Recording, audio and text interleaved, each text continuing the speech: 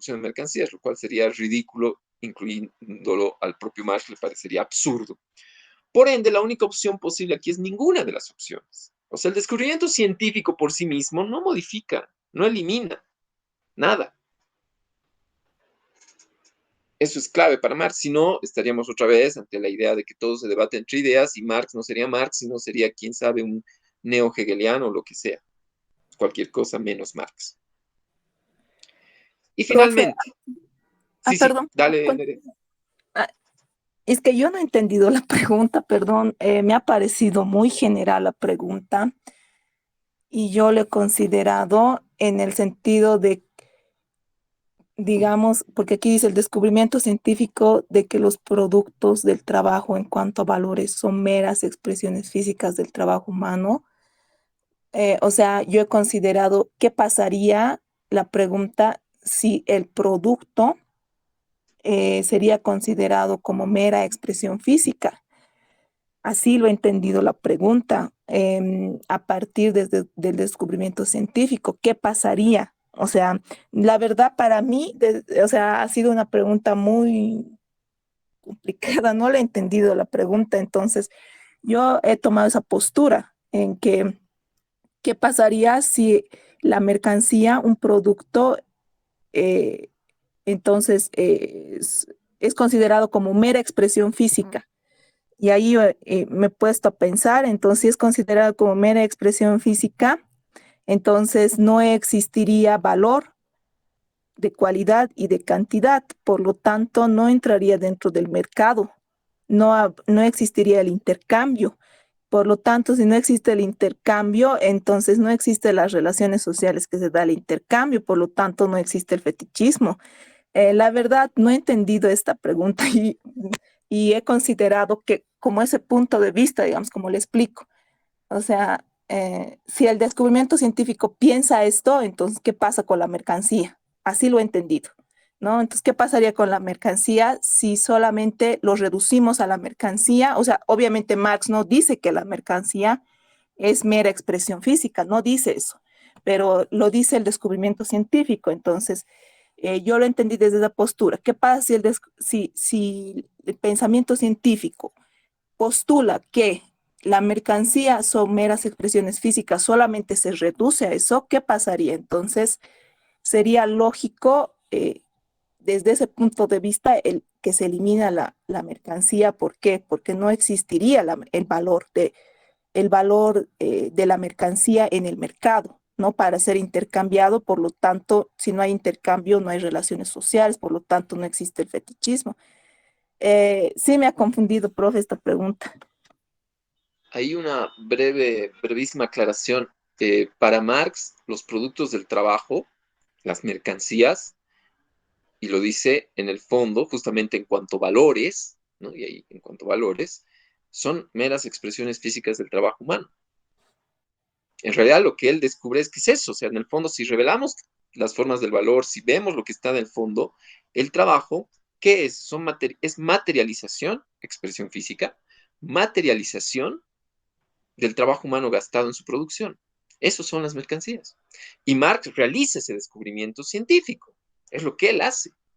Pero, entonces, en ese sentido, lo que ahí está reseñado, y de hecho está typeado literal del texto, de algún lado del texto, casi literal, en realidad ahí estoy diciendo el descubrimiento científico de Marx basta para eliminar el fetichismo de la mercancía. Marx dice no, podemos haber dado este descubrimiento científico, lo dice literalmente, pero el hecho de haber descubierto esto no cambia el hecho de que se siga reproduciendo el fetichismo de la mercancía, menos aún que se sigan produciendo mercancías. Entonces, y ahí incluso podríamos habernos quedado en solo el descubrimiento científico. El descubrimiento científico de estas cosas que hace Marx, ¿cambian la realidad? No. Para Marx, no. Pueden coadyuvar a la organización de los bla, bla, bla, bla, bla, pero en sí mismos no eliminan. Por eso les digo, si no, bastaría que alguien lea los descubrimientos científicos de Marx para que ya no exista para él fetichismo, pues no, igual se va a reproducir, igual va a haber producción de mercancías. Pero ojo, lo que te quería aclarar es que sí, para Marx sí, las mercancías sí son meras expresiones físicas, materializaciones, cristalizaciones, si tú quieres también, en otras traducciones se usa la palabra cristalización, del trabajo humano gastado en la producción. Sí, son eso. El valor es esa cristalización del trabajo humano, en este caso trabajo humano abstracto. El valor de uso es corporización del trabajo humano concreto. Pero sí son, ojo, eso es lo que está mostrando Marx. El problema es que por las formas de producción, las mercancías aparecen como divinidades, como cosas suprasensoriales. Pero eso es parte del fetichismo de la mercancía, ¿no? Y para eliminar esa apariencia no basta ningún descubrimiento científico. Hay que modificar que no descubrir científicamente las cosas. Lo que hay que hacer es revolucionar materialmente las condiciones. En ese sentido, ¿cuál es la forma en que dice Marx se supera el fetichismo de la mercancía? Cuando los trabajos se empoderen, los trabajadores se empoderen materialmente de sus condiciones de producción y produzcan ya no de forma atomizada, sino produzcan como se relacionen como productores directos conscientes, ¿no? Planificando su propia actividad material en el día a día, sus condiciones de trabajo y sus condiciones de intercambio, etcétera, etcétera. Esa, digamos, por ahí iría el razonamiento, ¿no? Mm, ya, profe. Sí, no le entendí la pregunta, creo. Está bien. Dale. Por si acaso, la siguiente, si alguna pregunta les resulta un poco complicada en su enunciación, pueden plantear la cuestión en el chat. Yo estoy atento en el WhatsApp colectivo, ¿no? Para poder aclarar igual y colaborarles si algún enunciado, que en este caso era largo, digamos, tal vez por eso, y a veces en los celus, en las compus, se hace un poquito difícil leerlos, pero cualquier duda igual en su momento la pueden plantear en el WhatsApp y yo puedo clarificar el enunciado, ¿no? Finalmente, dice, el régimen del capital presupone y reproduce la disociación entre el obrero y la propiedad sobre sus condiciones de trabajo. Pues sí, eso es lo que presupone y reproduce, que el obrero esté disociado de la propiedad sobre sus condiciones de trabajo. Recuerden, y eso tenían ustedes en el breve fragmento sobre la acumulación originaria, que la condición del trabajo, y yo lo enfatizo en varias clases, es justamente la producción de este sujeto libre, ¿no? En doble sentido, libre de la servidumbre, pero libre de toda posesión de sus medios de trabajo. ¿Y qué es lo único que le queda a este obrero? Su cuerpo, su capacidad de trabajar, y por eso tiene que ofertarse como tal en el mercado del trabajo. Y el hecho de que este obrero esté desprendido, no tenga la propiedad, esté disociado de la propiedad sobre sus condiciones de trabajo, es lo que hace que día a día el obrero pues, tenga que venderse, es decir, vender su fuerza de trabajo para poder vivir. Y el capital justamente funciona a partir del consumo de la fuerza de trabajo, ¿no? Esa es la condición que el régimen de capital presupone y tiene que reproducir constantemente, esa disociación. ¿Qué implica? Como lo que le comenté a Christopher, la propiedad privada de unos sobre los medios de producción, lo cual implica la desposesión, la disociación de otros sobre sus condiciones de trabajo, ¿no? Esa es la respuesta correcta. Veamos las Profe, otras opciones. Sí, sí, adelante, Nerea. perdón, yo considero que puede, o sea, está bien la respuesta que usted menciona, que es la correcta, pero pueden ser también todas las anteriores. Aquí, ¿por qué? Porque la primera opción dice la vinculación del trabajador con la tierra en una relación de servidumbre. En sí, cuando el trabajador solo posee su mercancía, que es su fuerza de trabajo, entonces cuando el trabajador va y vende su fuerza de trabajo, su mercancía, entonces hay un vínculo, pues, entre el trabajador con la tierra. Y aquí no dice que la tierra es de él, ¿no? Que pues más bien está al servicio de la tierra, porque solamente lo que él tiene es la propiedad, su propiedad, o sea, mercancía, ¿no? La fuerza de trabajo. Por eso parece que es coherente que también exista una vinculación entre el trabajador con la tierra, ¿no? En una Un relación trabajo de servidumbre. obrero industrial que trabaja en una fábrica, vive en un vecindario y trabaja en una fábrica Ujú, industrial produciendo, no sé, una fábrica de autos. ujú. ¿Cómo mantiene una vinculación cómo el capital en ese caso reproduce una vinculación de él con la tierra en una relación de servidumbre? Ojo, porque eso de la vinculación del trabajador con la tierra en una relación de servidumbre es pues el feudalismo, no es el capitalismo. Y el capitalismo destruye el feudalismo. Si hay algo que destruye el capitalismo es esa vinculación del trabajador con la tierra en una relación de servidumbre. Eso es lo que destruye. Este último enunciado en realidad está describiendo la relación feudal y el anterior la relación esclavista. Lo que caracteriza al capitalismo y diferencia al capitalismo del esclavismo y del feudalismo es justamente la disociación entre el obrero y la propiedad. En cambio, en el esclavismo, ¿no? Opera otra relación, opera, por ejemplo, la propiedad absoluta, y ahí del capitalista eso incluso ni siquiera es correcto, ahí tendría que ser del esclavista, para que vean que ese enunciado hasta en su formulación es errónea, ¿no? Sobre la vida del trabajador, no hay una propiedad absoluta, no es un esclavo el trabajador. Ojo, Marx no está diciendo que el trabajador sea un esclavo, eso es otro régimen. No está diciendo que sea un siervo, ese es otro régimen.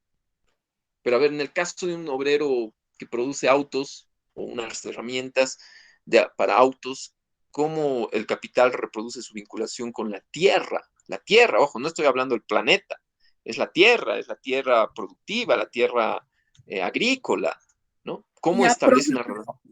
ahí habla de la transformación, o sea, en el texto también da el ejemplo de la tierra, o sea, a ver, el producto, o sea, se presenta como, o sea, cuando es transformado, tiene valor de uso y de cambio, ¿no? Si no es transformado, no, es general, o sea, es abstracto.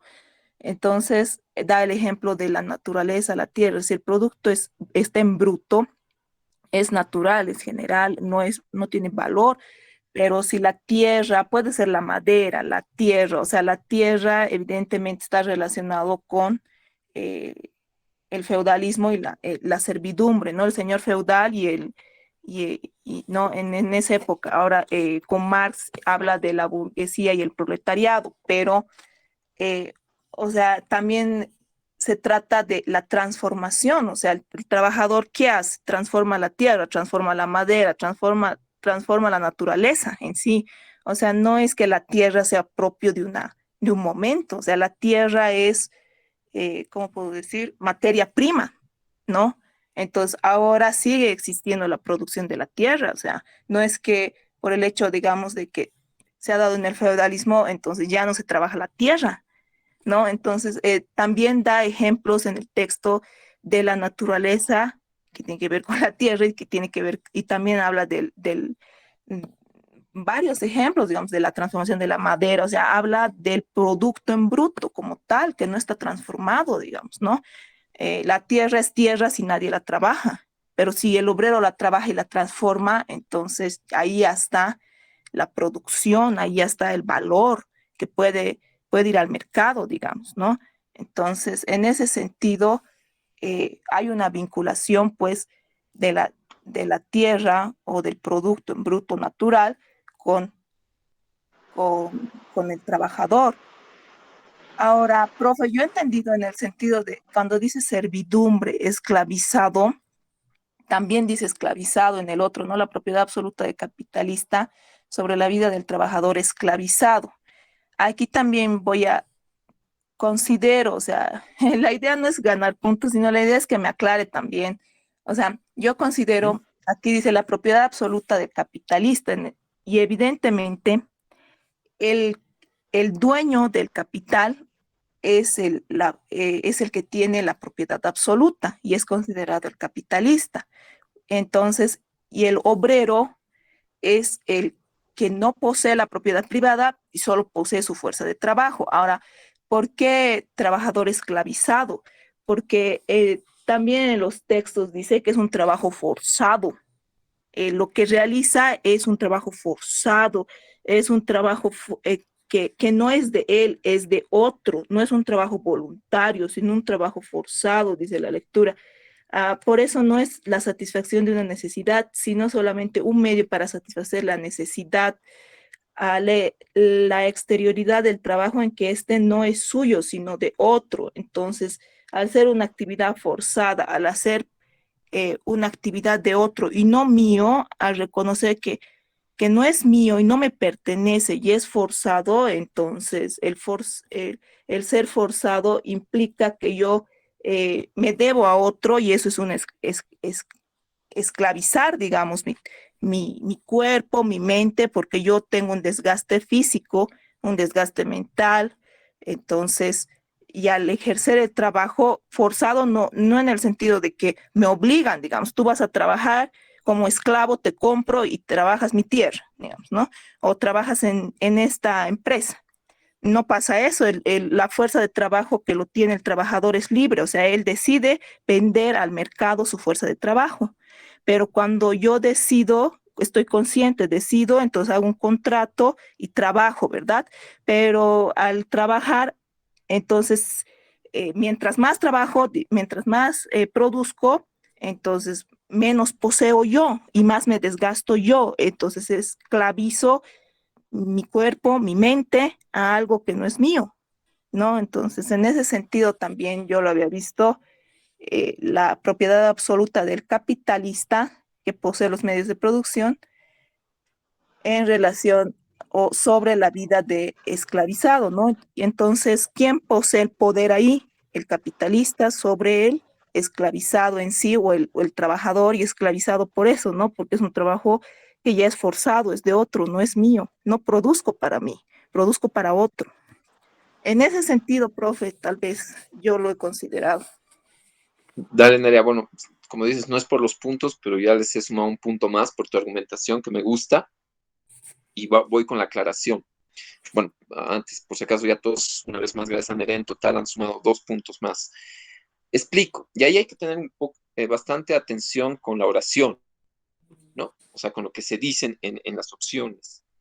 La oración dice la propiedad absoluta del capitalista sobre la vida del trabajador esclavizado. Ojo, la oración no está hablando de la propiedad absoluta del capitalista en general, sino sobre algo. Nos está diciendo en ese enunciado que el capitalista tiene la propiedad absoluta de la vida del trabajador. Y como tú misma has argumentado, el capitalista no tiene la propiedad absoluta de la vida del trabajador. Él va, toma una decisión, en el mercado de trabajo se oferta, trabaja durante una jornada laboral y luego se va a su casa y hace lo que desea, etcétera, etcétera.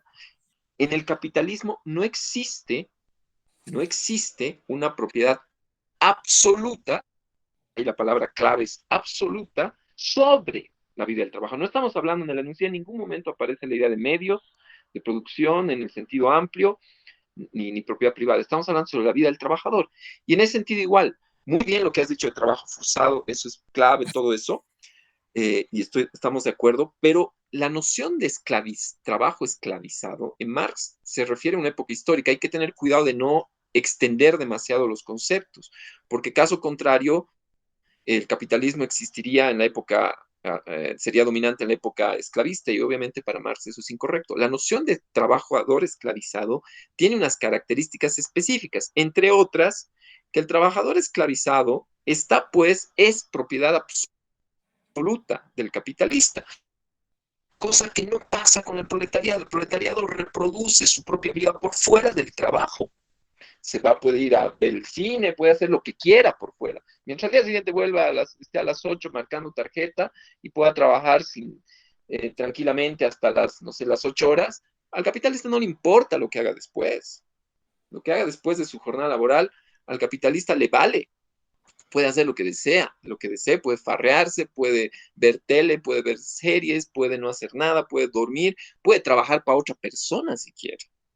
En ese sentido, no hay una propiedad absoluta del capitalista sobre la vida del trabajador.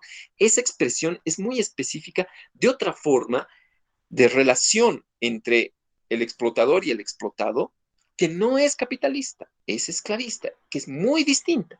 Y en relación al segundo argumento, me gustó lo que decías, porque efectivamente en Marx sí hay la idea, aunque curiosamente no está en los textos que les he pasado, pero de que lo que es capital constante, ¿no? Que no es solo materia prima, también es herramientas, es medios de producción, sí somete al trabajador. Entonces, si hay una vinculación del trabajador, no con la tierra, porque, ojo, tampoco podemos estirar el concepto tierra hasta que incluya todo lo que la tierra es, digamos, ¿no? Como les digo, en Marx la noción de la tierra está muy vinculada, y lo han podido tal vez apreciar, a ideas como renta de la tierra, está asociada a la idea de la tierra como trabajo agrícola. Y en ese sentido, no se puede hablar de que todos los trabajadores bajo el capitalismo estén en una relación con la tierra. Algunos más bien están separados de la tierra. Lo que dice Marx es que más bien lo que hace el capitalismo es expulsar a los trabajadores de la tierra, los libera de su relación de servidumbre con la tierra, ¿no? En sentido específico, no hay tampoco relación de servidumbre con la tierra. Eso es lo definitorio para Marx del feudalismo.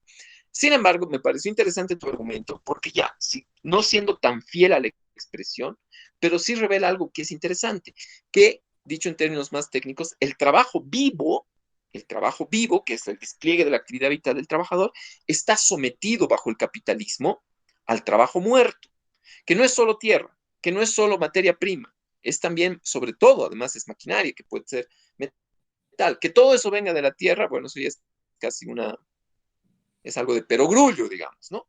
Que no nos deja avanzar mucho teóricamente. Pero sí hay, en ese sentido, una relación de sometimiento, ni siquiera usaría el término servidumbre, del trabajo vivo hacia el trabajo muerto. El trabajo muerto somete al trabajo vivo. Y eso es algo que Marx sí lo analiza. En ese sentido, tu argumentación me evocó esa idea que sí es central en Marx y por eso me decidí a darles un punto. Pero, ya en términos de aclaración, ahí hay que tener mucho cuidado con no mezclar los términos, con no tomarlos en su forma general.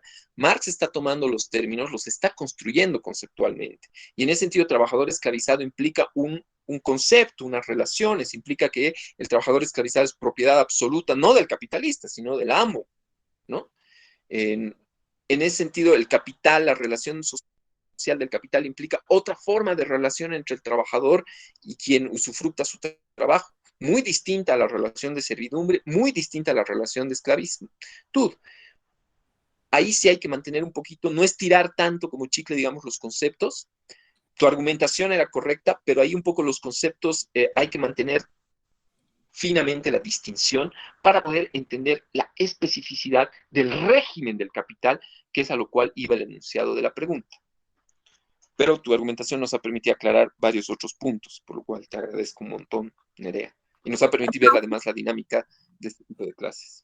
Sí, profe, gracias por la Adelante. distinción que menciona. Es claro y realmente tiene que ser, y es así, o sea, y además es el proceso de la historia, ¿no? Que ha pasado.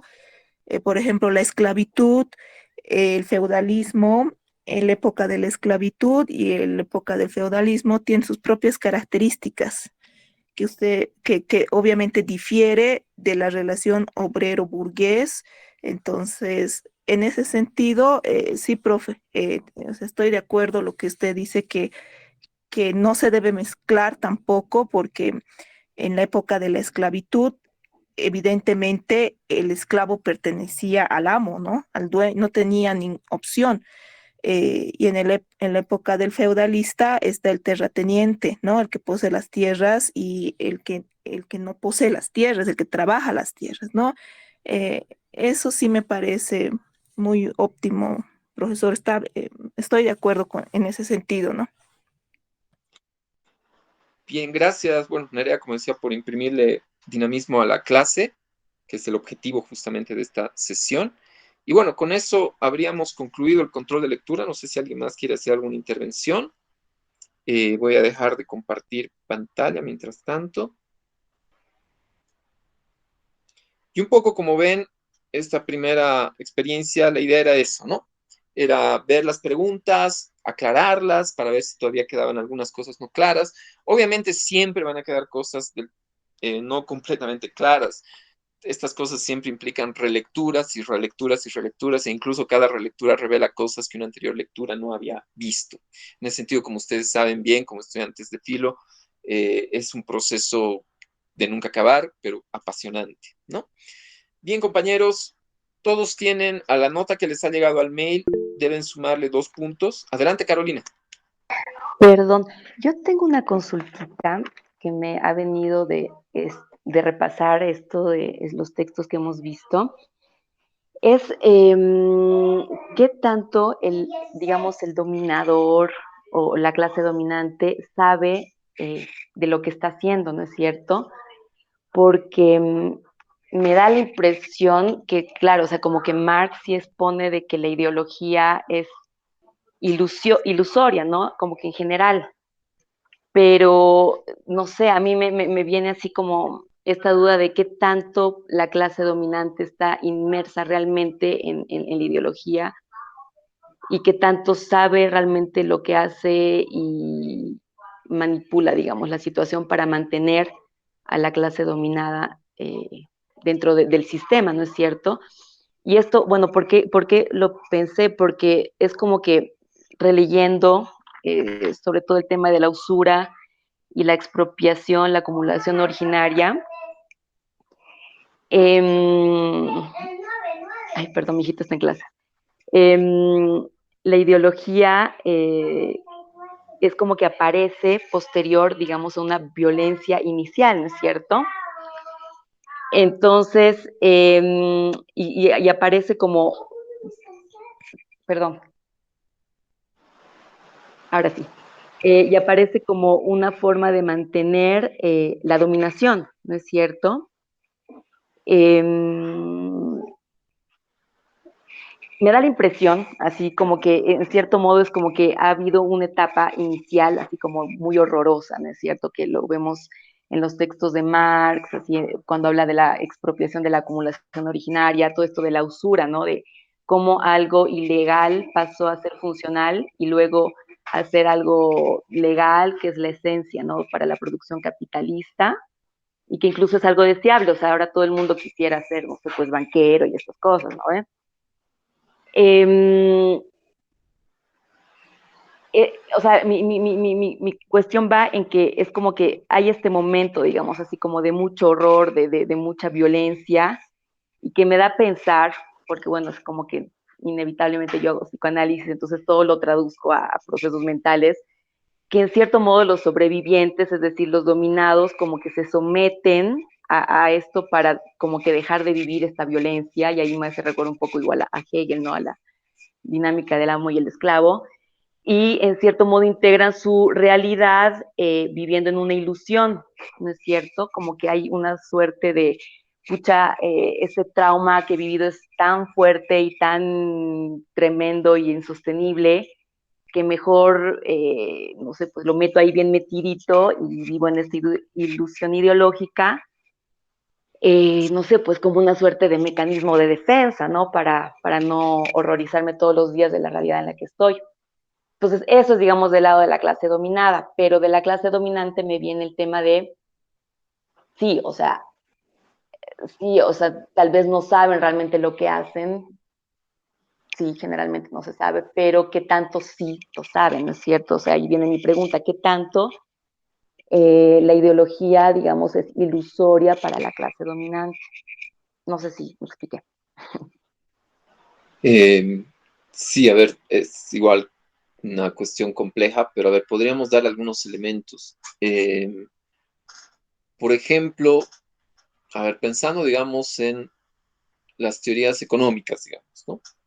O sea, finalmente la clase dominante, por ejemplo, asume y cree, creo que con convencimiento, que, digamos, la ganancia es, desde el punto de vista de Marx, se plantea que la ganancia es de alguna manera un rédito a su inversión, un rédito merecido a su inversión, ¿no?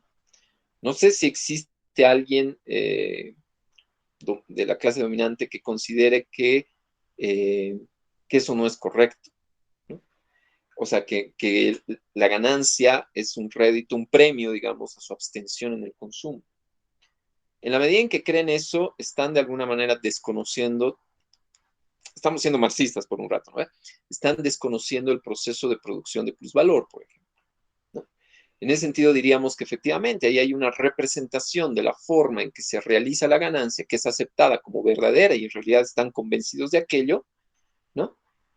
Que de alguna manera encubre el proceso real de gestación del plusvalor, por ejemplo, entre otras cosas. Ese sería un ejemplo. Luego, en cierta medida, también están sometidos a todo lo que implica el fetichismo de la mercancía, lo cual explica, ¿no? Por ejemplo, entre otras cosas, que se den las crisis ante la cual la misma clase dominante, como les he hecho en algunos casos, está pues expuesta. O sea, la crisis golpea a todos. En ese sentido, El hecho de que exista un mundo y unas relaciones, por ejemplo, capitalistas de producción, que periódicamente desata crisis y ante las cuales caen también los capitalistas, obviamente en menor grado que los pobres trabajadores, pero ante la cual igual padecen, sufren, quiebran, el hecho de que estén tan expuestos y al mismo tiempo sean tan vulnerables, implica que la forma de organización social se les escapa. ¿Y por qué? Porque en parte tienen también una representación de esa forma de relación social que derivada de las condiciones de producción también les impide hacerse una imagen que podría habilitar formas de control, digamos, por decirlo de alguna forma.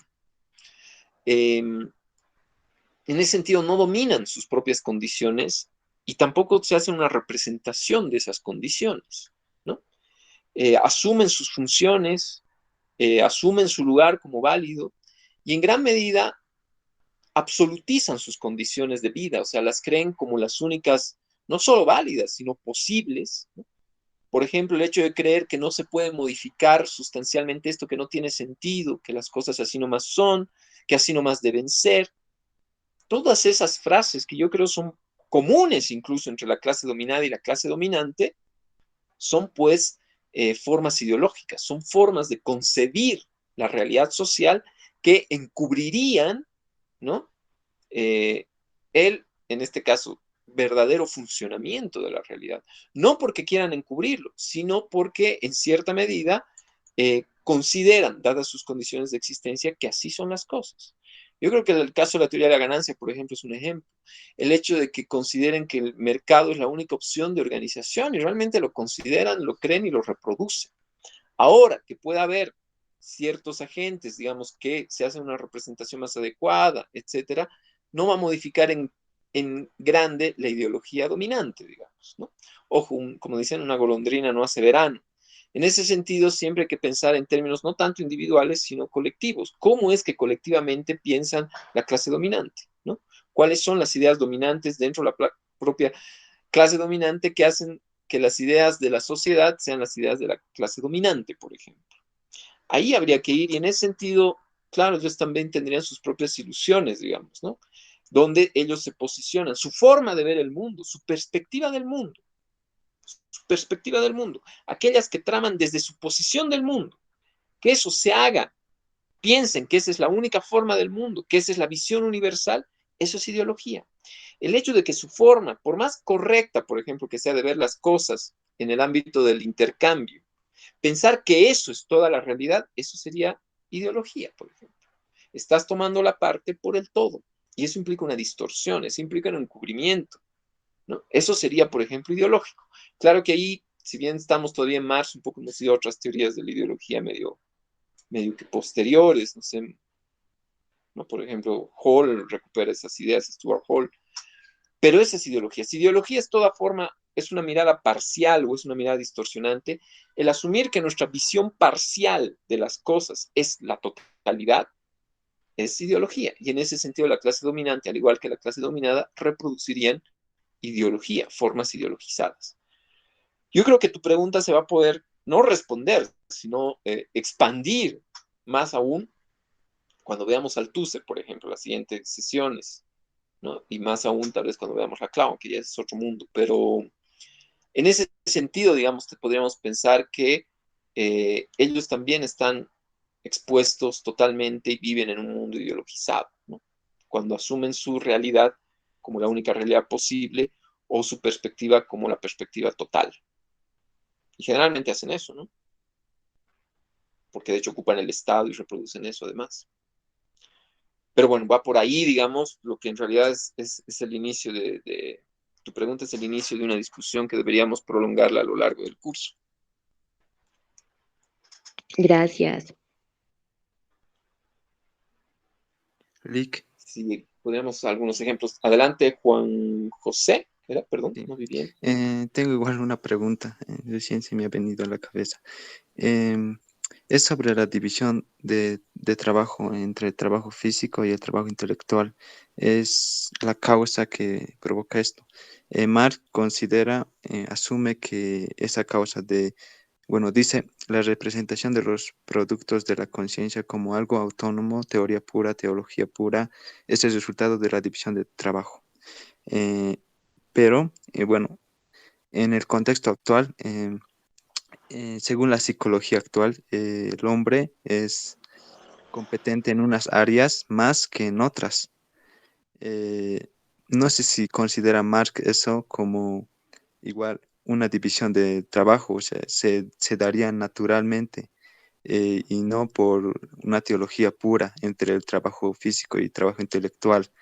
Claro que Marx en esos tiempos, claro, la psicología, las competencias obviamente no estaban muy desarrolladas, pero yo creo que habría visto de que unos hombres hacen mejores trabajos que otros, un determinado trabajo. Eh, a ver, bueno, obviamente, como bien tú dices, Marx no vio estas teorías contemporáneas, que la verdad yo voy a comentar muy rápidamente porque tampoco conozco la fuente y por ende, obviamente, lo que diga va a ser muy superficial. Pero ojo, cuando Marx habla de la división del trabajo, en gran medida está hablando del hecho de que los hombres quedan como aprisionados en una esfera de actividad muy reducida, ¿no? La división del trabajo no es algo que escogemos, sino es algo que se nos impone con el peso casi de algo natural, pero no es natural. Ahí Marx tal vez sí discreparía, porque para Marx no existe una esencia del hombre, sino el hombre es lo que sus relaciones sociales hacen con él, ¿no? En ese sentido es profundamente histórico y para Marx cualquier tal vez intento de naturalizar algunas cualidades sociales sería ideológico. En ese sentido, obviamente ahí estamos pateando un poco a Marx, no lo tomen tan a la letra, pero jugando un poco podría decirte que cualquier teoría que trate de naturalizar o vincular algunas propiedades biológicas o psicológico-genéticas, el hecho de que despliegues determinado tipo de actividad social, sería en realidad una forma ideológica, o sea, sería ideología, porque más bien habría que ver, desde un punto de vista históricamente radical, que el hecho de que despliegues ciertas formas de ser, ciertas capacidades, es producto de tu historia y de la historia, ¿no? En ese sentido, nada estaría determinado a nivel ni o sea, psicobiológico, ¿no? Porque creo que tu argumentación es más psicobiológica. Me parece, por ahí me estoy equivocando y me aclaras si me estoy equivocando. En ese sentido, para Marx no habría eso. Y más bien, la idea de superar la división del trabajo es que llegado al momento, más allá de tus habilidades, que puedas hacer mejor una cosa que otra, no importa tanto lo que mejor puedes hacer, sino superar la división del trabajo implica que puedas hacer no lo que mejor puedes hacer, sino lo que quieras hacer. En ese sentido, la idea es que una vez superadas las condiciones de la división del trabajo, vía superación de las condiciones de escasez, vía desarrollo de las fuerzas productivas, estaríamos ante una situación donde puede que no sea bueno para jugar fútbol, pero si quiero puedo hacer. En la mañana me dedico a jugar fútbol, en la tarde me dedico a producir algo que tal vez también me divierta hacer, como producir, no sé, digamos, libros o lo que sea, ya no sé, no se me ocurre ahorita otro ejemplo. Y en la noche puede que me guste cocinar. Entonces, la idea es que no estoy atado a una actividad especializada. Ya no hay esta especialización, ¿no? Sino más bien la división del trabajo se disolvería. En cambio, la división del trabajo, que opera en un momento donde no hay este desarrollo, no se ha superado obviamente las condiciones que hacen posible la división del trabajo, implica que te encapsules en una actividad. Y eso hace que incluso despliegues ciertas capacidades. Obviamente, si te especializas, desarrollas ciertas capacidades, pero son capacidades que un poco te expropian tu potencialidad, tu diversa potencialidad. Te ponen como caballo cochero, ¿no ves? Así, pum, una vía, solo una vía de desarrollo. Entonces, de alguna manera, reiterando lo que dije al principio, sería, o podríamos decir, que cualquier intento de naturalizar, desde el punto de vista de Marx, lo que en realidad es un producto histórico social, sería más bien parte de la ideología. En ese sentido, es muy posible que Marx no estaría conforme o estaría muy atento y perspicaz, suspicaz ante ese tipo de teorías, ¿no? Pero bueno, es especulando, digamos, ¿no? Lo que Marx diría sobre algo sobre lo cual creo no se ha pronunciado, porque lo que me comentas es algo más actual, por lo que tú mismo me dices. Eso es lo que te podría decir. Sí, gracias, Rick. ¿Alguien más, compañeros? Bueno, compañeros, antes de terminar, quería pedirles un favor o plantearles una cuestión.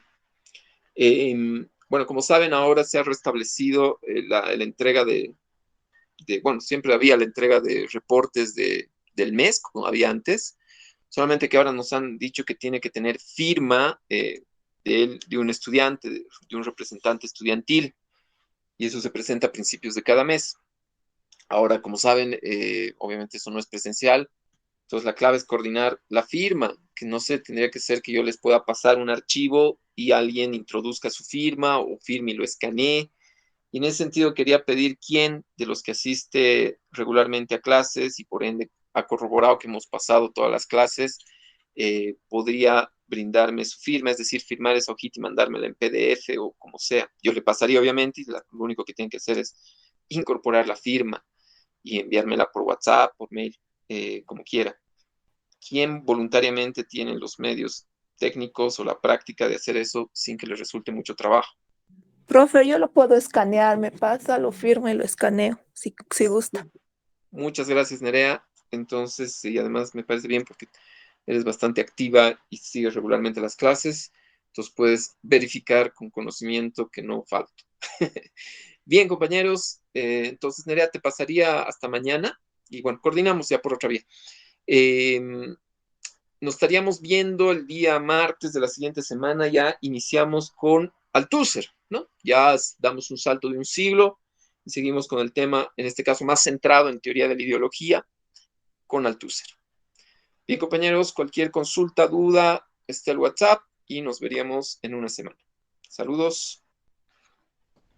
Chao, gracias. Chao, chao. Hasta luego. Hasta luego a todos.